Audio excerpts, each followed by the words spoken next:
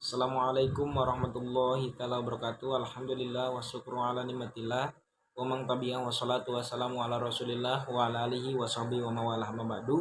Puji syukur marilah kita panjatkan kehadirat Allah Subhanahu wa taala yang telah memberikan kita sehat jasmani dan juga sehat rohani.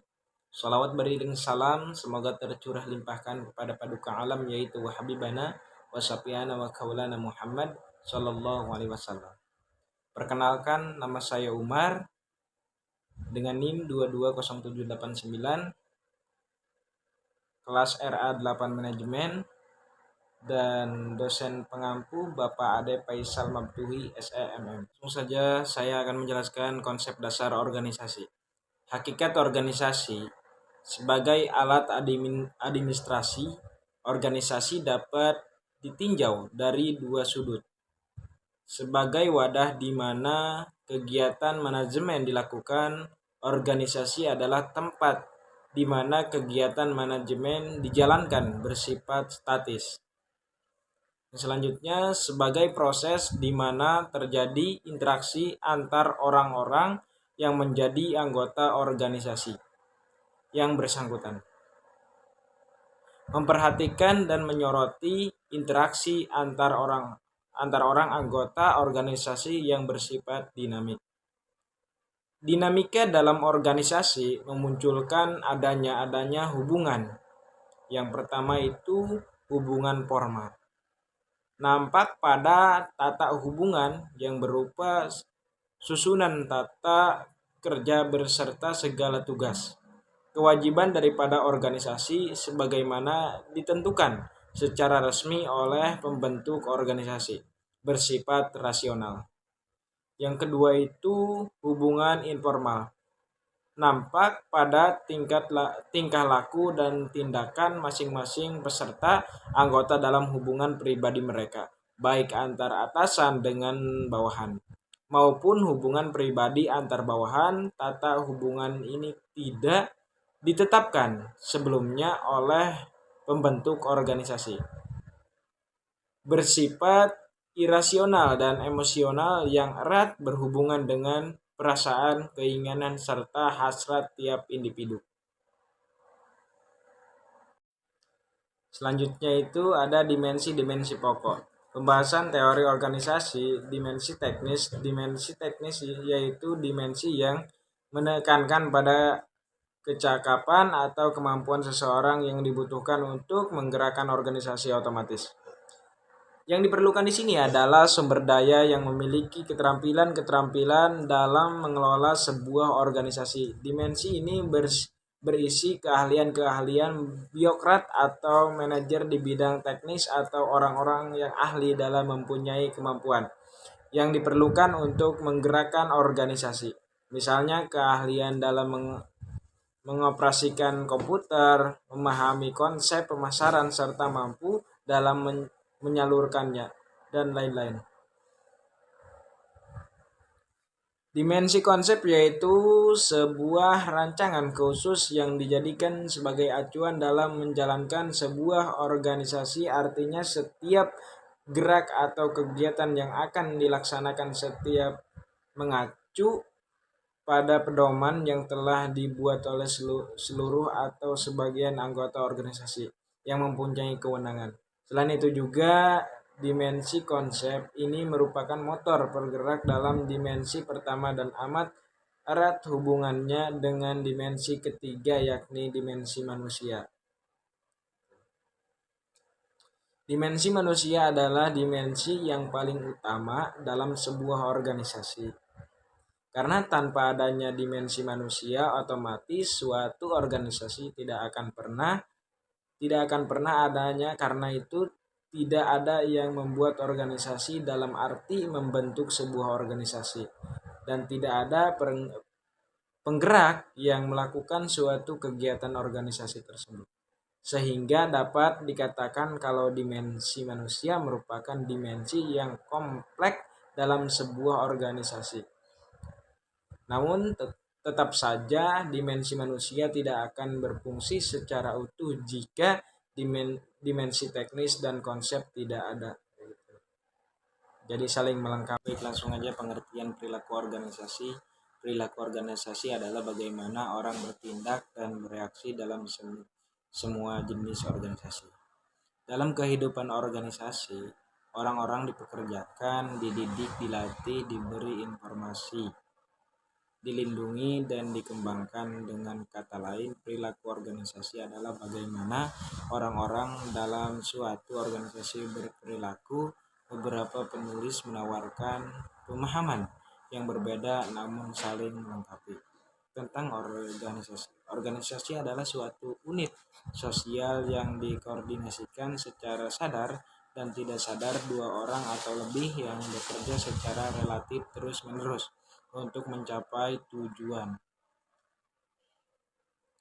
bersama atau serangkaian tujuan. Dikatakan pula bahwa organisasi adalah suatu sistem yang dikoordinasikan secara sadar dan aktif dua orang atau lebih. Karakter dan perilaku individu dalam organisasi. Soviet 2008 dan 13. Untuk lebih memahami perilaku masyarakat terlebih dahulu, kita harus memahami ciri-ciri yang unik pada setiap orang. Ciri yang disebut di sini adalah ciri biografi, kepribadian, persepsi, dan sikap. Toha 2029, manusia merupakan salah satu aspek yang sangat penting dalam organisasi dan merupakan salah satu unsur dan pendukung organisasi. Perilaku organisasi pada hakikatnya merupakan hasil interaksi antar individu dalam suatu organisasi. Perilaku kelompok dalam organisasi. Kelompok juga merupakan bagian dari kehidupan organisasi. Banyak dari kelompok ini ada di dalam organisasi. Hampir secara universal, orang-orang yang menjadi anggota suatu organisasi, baik besar maupun kecil, lebih cenderung mencari keakraban dengan kelompok tertentu berdasarkan kesamaan tugas kerja yang dilakukan, kedekatan tempat kerja, frekuensi pertemuan, dan dalam beberapa hal adanya kesamaan seperti berbagi kegembiraan, menciptakan keintiman satu sama lain, mulai mengelompokkan ke dalam organisasi tertentu. Selanjutnya itu mengapa perlu perilaku organisasi? Sangat perlu sekali.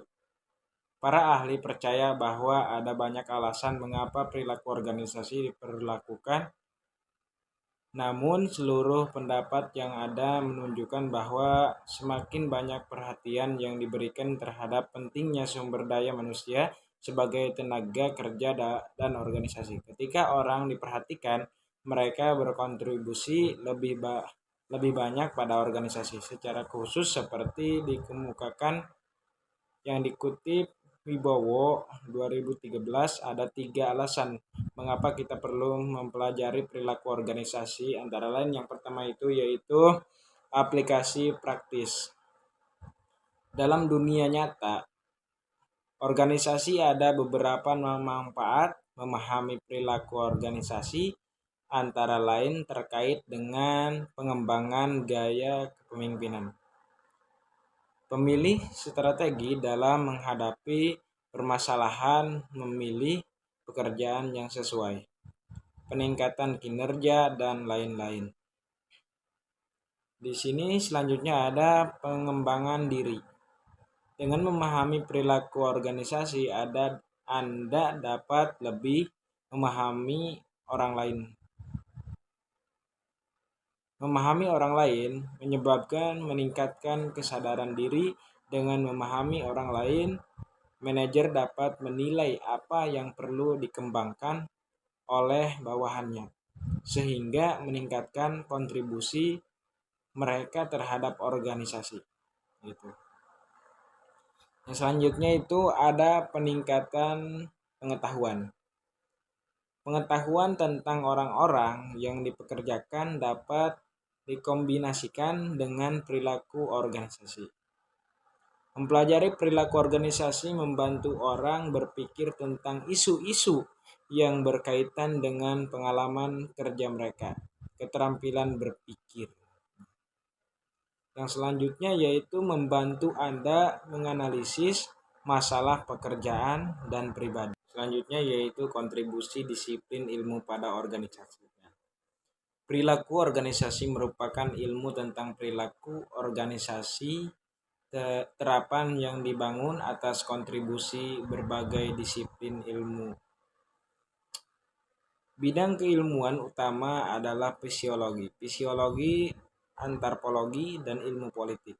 Menurut Robin yang dikutip Badani 2013, bidang keilmuan tersebut dirangkum sebagai berikut. Yang pertama itu fisiologi. Fisiologi berkontribusi pada fisiologi organisasi yang berupa memahami dan mengendalikan perilaku organisasi, khususnya perilaku individu dalam organisasi. Kedua, fisiologi juga digunakan dalam pemilihan pegawai, proses seleksi, dan penempatan yang tepat untuk memahami kebutuhan perusahaan, turut berkontribusi terhadap tercapainya tujuan organisasi. Selanjutnya yaitu fisiologi. Fisiologi ilmu sosiologi berkaitan dengan sistem sosial dan interaksi manusia dalam sistem sosial. Kontribusi sosiologi terhadap pemahaman perilaku organisasi, khususnya perilaku kolektif dalam organisasi. Informasi berharga dari para sosiologi adalah dinamika kelompok, desain tim kerja, budaya organisasi, biokrasi, perilaku komunikasi antar kelompok dan organisasi. Dan teknologi organisasi. Organisasi adalah saran untuk mencapai suatu tujuan. Organisasi yang baik akan membantu Anda mencapai tujuan organisasi Anda. Begitu. Yang selanjutnya itu antropologi. Antropologi mempelajari interaksi antar manusia dan lingkungannya. Masyarakat hidup berkelompok dan mempunyai adat istiadat yang disebut kebudayaan. Yang kebudayaan kontribusinya terhadap perilaku organisasi, membantu pemahaman perbedaan sikap dan perilaku individu dan organisasi. Mungkin cukup itu saja, dan ada selanjutnya lagi ya. Ilmu politik. Selain ketiga disiplin ilmu tersebut di atas, disiplin ilmu lain seperti ilmu politik, sejarah, dan ekonomi juga turut memberikan kontribusi. Ilmu politik mempelajari perilaku individu dan kelompok dalam lingkungan politik. Kontribusi ilmu politik terhadap perilaku organisasi, khususnya proses pengaruh distribusi khususnya dan konflik. Di sisi lain, kita bisa mempelajari ilmu sejarah, khususnya sejarah para pemimpin besar di masa lalu serta keberhasilan dan kegagalan sebagai contoh. Cabang ilmu ekonomi yang terakhir mencoba menjelaskan perilaku individu ketika dihadapkan pada pilihan. Nah, mungkin cukup itu saja, kurang dan lebihnya saya mohon maaf. Wabillahi taufiq wal hidayah. Wassalamualaikum warahmatullahi wabarakatuh.